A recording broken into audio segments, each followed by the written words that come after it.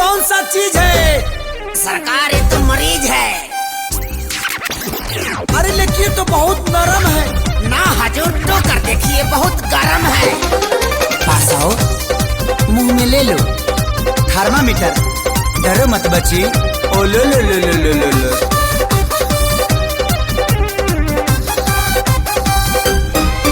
देह को रतनी भी काहे बोला होता कैसन फील?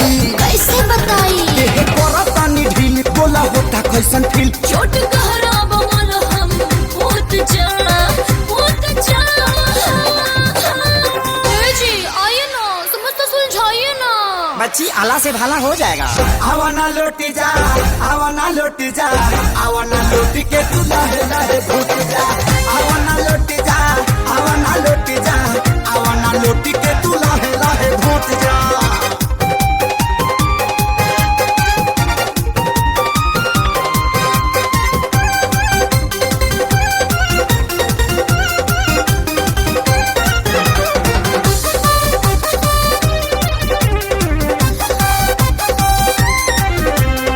बारू तू मोम लेखा नरम जी, देखी तो देह बटे गरम जी।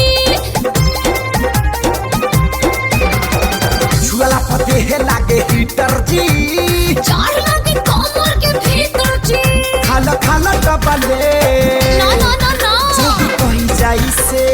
अच्छा खाला खाला डबले जल्दी कहीं जाई से। बाटे लम्हर दवाई लावे छोट जा छोट जा। तनी पास आइए ना, हाथ से दवा खिलाइए ना। तो मुँह बाइये ना। हवा ना लौट जा, हवा ना लौट जा, हवा ना लौट के तू लहे लहे भूत जा। हवा ना लौट जा, हवा ना लौट जा, हवा ना लौट के तू लहे लहे भूत जा।